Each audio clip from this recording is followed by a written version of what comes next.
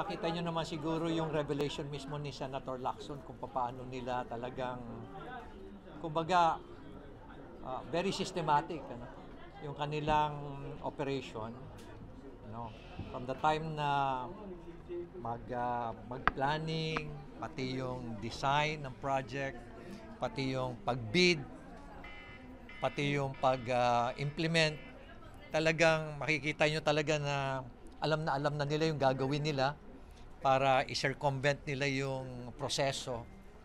Kaya nga nagkakaroon tayo ng mga ghost at mga substandard project. At hindi lang pwedeng gawin yan kung hindi well organized. Hindi alam ng mga tao kung anong mga trabaho nila. Kaya nga, the way I describe it is highly syndicated, is highly organized. Kung ikaw ang mag-drawing nito, Mayor, hindi, I meant not drawing, I meant you're going to, kunyari magda-diagram, saan siya nagsisimula? Yung connivance, Well, syempre yung connivance ng politiko at yung DPWH, ano? Doon nag-umpisa yan eh. Tapos kumbaga nasa lower rung, ano, ng ladder, no? Yung contractor, no? Kasi nga yung contractor hahabulin niya. Hahabulin niya yung binigay niya, yung porsyento, kasi hindi na makasali yan sa program of work eh. Yung porsyento binigay niya. Kaya ang nangyayari, doon sa project niya, ang tanong ko is, let us say 30% na lang ang naiwan sa inyo. How are you going to execute a project? Sabi ko, sir, mapipilitan kami i-substandard. Kaya nakikita nyo siguro kung paano nila dinadaya. Lalo na sa flood control project, dadayain nila doon sa paglalagay ng sheet pile. You know, let us say, kung ang sheet pile ang nakalagay dapat is Z-type, ang gagawin nila is yung U-type lang. O kaya yung Z-type, ang ilalagay nila, dadayain na nila sa presyo. Let us say, palalabasin nila, sabwat nila yung DPWH, yung contractor, nagsasabuatan. Pag-uusapan nila ngayon, ito yung ilalagay natin sa detailed unit price analysis. Lalabas doon per linear meter, 7,200, no? Z-type. Pero ang totoong presyo lang noon, kung ikaw consider mo from the supplier, na may kita na yung supplier, abot lang yun ng mga 2,400 per linear meter yon, ano? At sa sheet pile, may mga 6 meters, may 12 meters. Pag install nila, dadayain uli nila yan kasi hahabulin naman ng contractor yung kikitain din niya. Instead na ang ilulubog niya 6 meters, o kaya ang i-install niya 6 meters lang, o kaya 12 meters or 9 meters, depende dun sa study, ang gagawin nila 1 meter na lang. Kaya nakita nyo siguro yung pinapakita kong picture na nagulat ako na nung nasira yung embankment, 1 meter na sheet pile ang lumabas. Paano nangyari yung 1 meter lang ang sheet pile?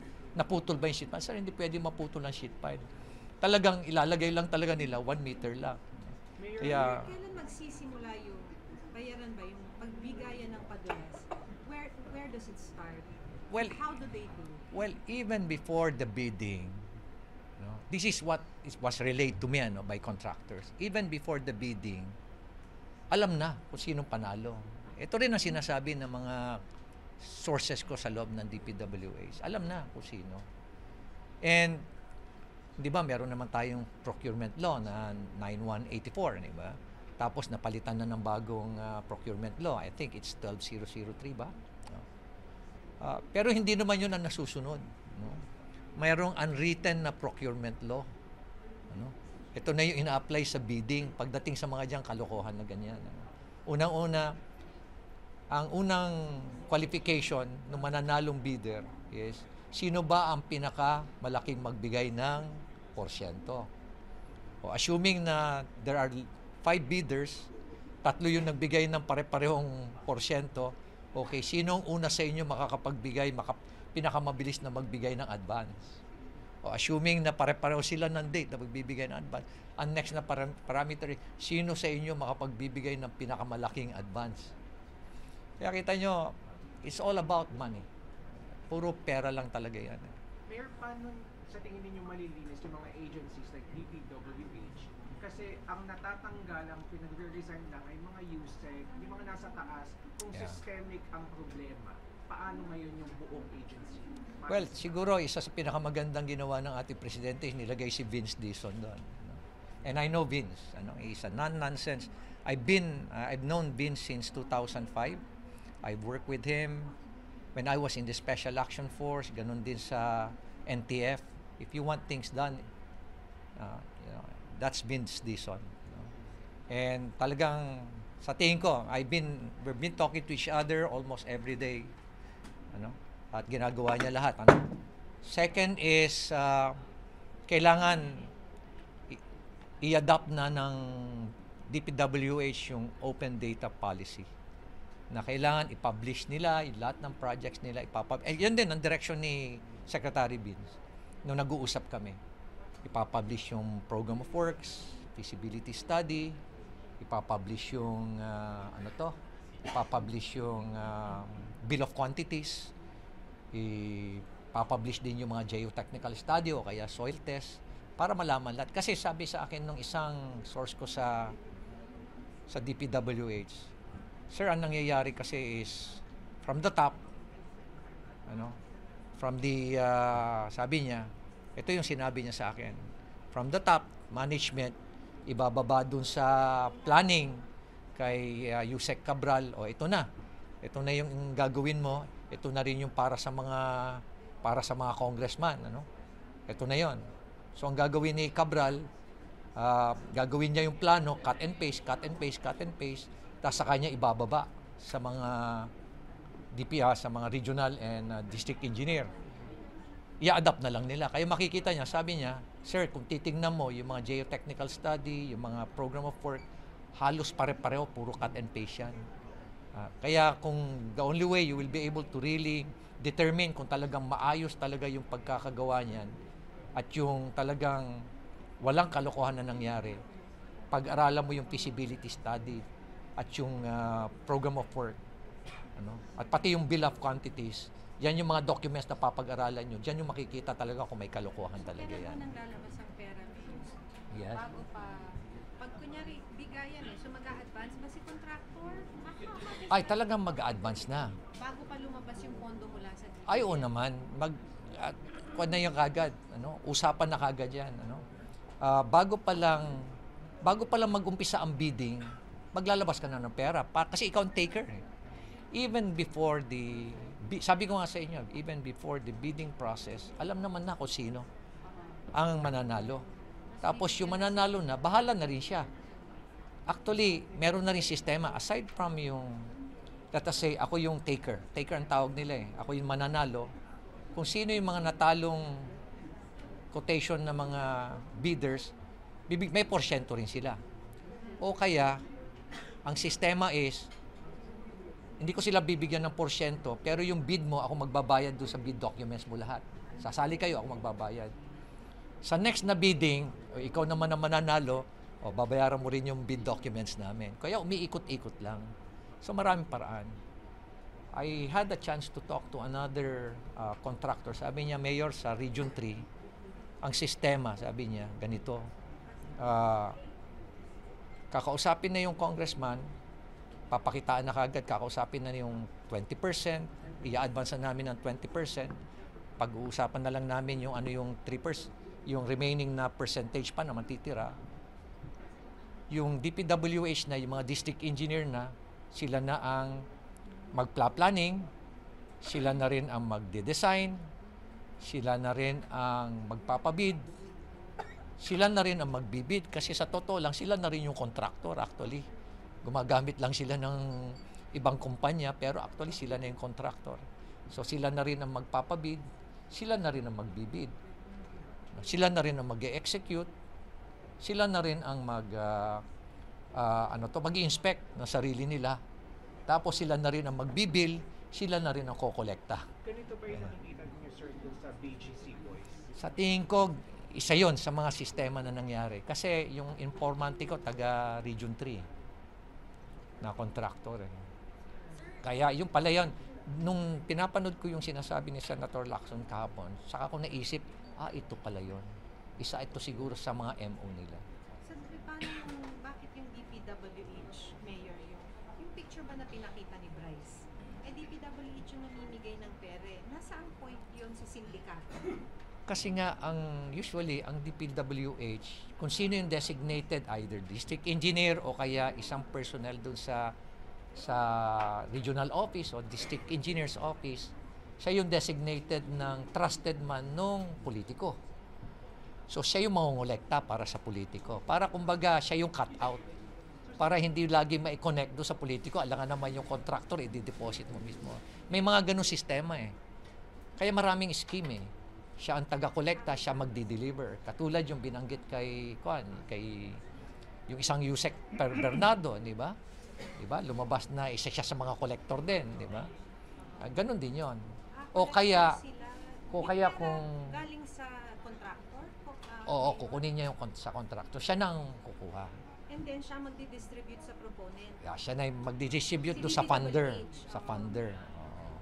Pero sir, sinagulat niyo ba yung halimbawa yung O kaya, kung katiwala naman nung politiko, yung contractor, sila na mag-uusap. Yung contractor na dediretso. So, ang daming paraan kung paano yung pag-deliver. At tatanungin din nung contractor, kasi bulky yung peso, kuminsan, ang gusto na nung funder is, i-convert mo na deliver mo na into dollars, o euros, kung anong denomination gusto niya. Sure na ba talaga sir yung yung ganun kabilis? Halimbawa, ma-award na yung buwan, tapos ngayong buwan may payout din na malaki. Nakita nyo siguro yung nangyari doon sa BGC, ano? Ang bilis, ano? Kasi nga, they're just so comfortable. Yung ngayon nakakalungkot doon, parang wala nang takot na gawin nila yon, parang normal na sa kanila. Na pati yung documentation nila, very complacent sila na akala nila wala na makakahuli sa kanila. Ganun na nangyari, ganun na nag-evolve yung corruption sa infra projects. At hindi lang flood control yan, meron pa yan yung mga solar lights. Alam mo yung solar lights, napapabayaan lang natin yan, pero napakalaking pera din yan. Ano? Hindi pa yan, ano? Yeah.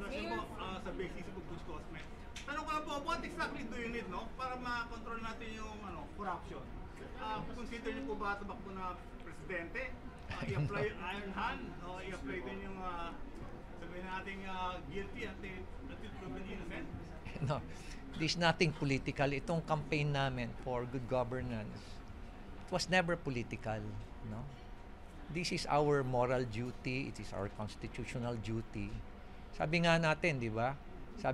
Meron sa 6713 Republic Act that public office is a public trust. And every local official, at the same time, citizens, is their civic duty na talagang make sure that public interest is safeguarded, that every peso should be spent for the common good, no? Yun ang ginagawa namin. Hindi naman kami nagtatabaw dito, gusto kong maging senator, gusto kong maging, never crossed my mind. If you look at our history on how we're fighting for good governance, it started in 2019.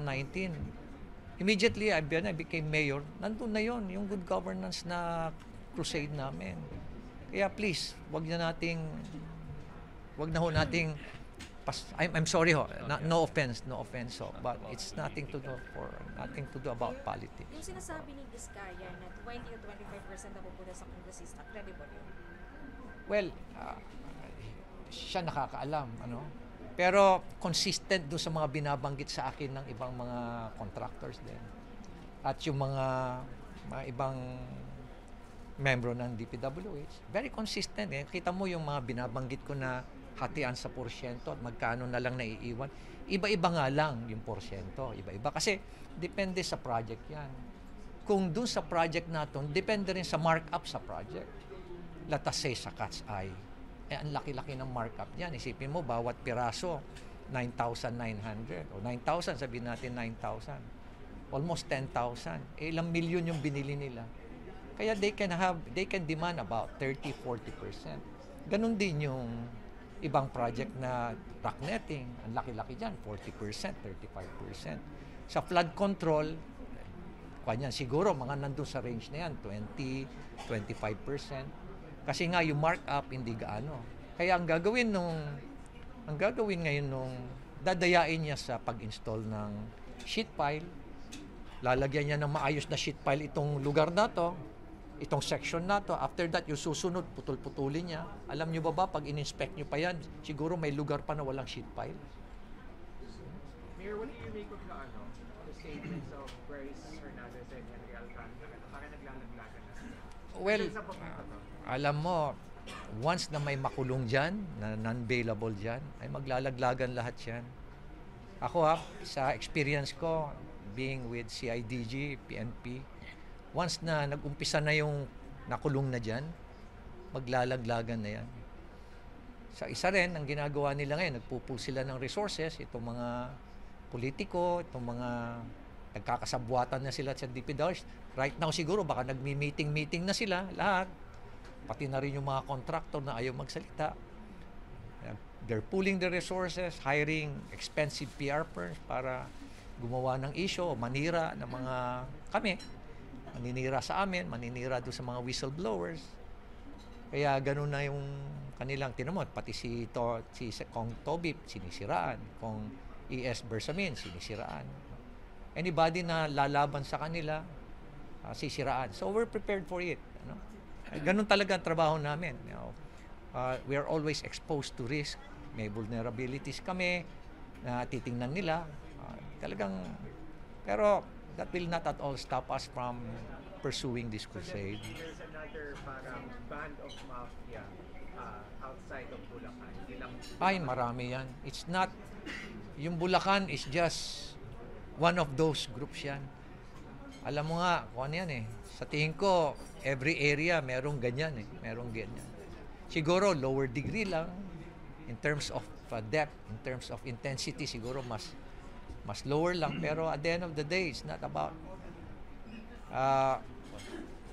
it's something widespread. Sir, nababanggit si Saldi ko, pero since nasa Amerika daw, tapos baka sooner or later baka ma-involve na siya dito.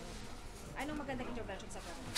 Alam mo, kung titignan mo lang yung mga SunWest, Hightone, at yung mga allied pa na mga companies, ilang flood control projects ang nabag nila. Aside from that, iba pa yung mga ibang mga infra projects pa na napunta sa kanila. Bakit napunta doon? Bakit na-corner nitong napakalaki nitong mga kanaton? Di ba? Conflict of interest, maski na sinabi natin na divest. Tapos, tingnan mo yung mga substandard na projects. People in Bicol are complaining. Meron pa nga lugar dyan na nilagyan niya ng napakaraming mga solar lights na parang akala mo yung public road na yun, inapi niya, parang ginawa pa niya private road niya. Diba? If it's a highly organized syndicate, Mayor, sino yung head ng sindikato? Siguro hintayin na lang natin na magsalita. Pero definitely siguro ako feeling Saldi ko kanina. yes, As oo. part of the mastermind. Siya sa mga kwan dyan. Isa siya sa mga figures dyan.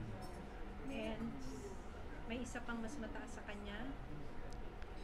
Hindi naman gagalaw yun kung walang Siyempre hindi naman gagalaw yun kung walang pahinturot yung mas mataas sa kanya. Which is the House Speaker.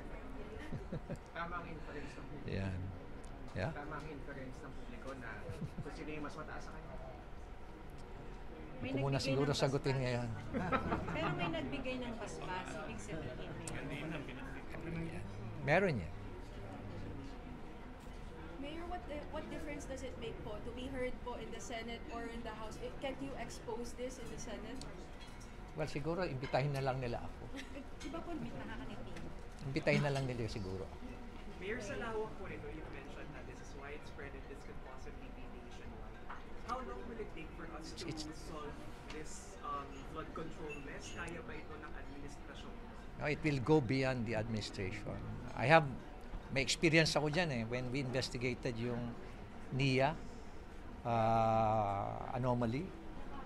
If you remember, nagsalita si President Pinoy noon about yung anomalies, irregularities sa NIA project. Tapos pinatawag niya kagad kami sa Malacanang and he designated me as the lead investigators. Wala lang Yung binigyan kami ng 6 months, tip of the iceberg lang yung nakuha namin Talagang matindi. Ako, palagay ko, pati NIA, meron pa rin yan dito. So, hindi pa yan. Ito pa lang, flood control, matindi na yan. Meron pa yan yung mga irrigation projects, lalabas din yan. Iba pa yung mga anomalies sa mga rock netting, sa road opening, asphalt overlay, sa mga cat's eye. Nako, halos lahat na lang yata pinagkakitaan nila lahat. So, Mayor, ready na kayo to lead the independent Yeah. independent commission? Ready na kayo to lead that? Yeah, wala pa naman. Kung sakasakali man na nabuo na yon, then we're willing to ready to share and submit our documents at yung mga nakuha namin na mga dokumento. Thank you for watching. Don't forget to like, share and subscribe for the latest hot news of the press.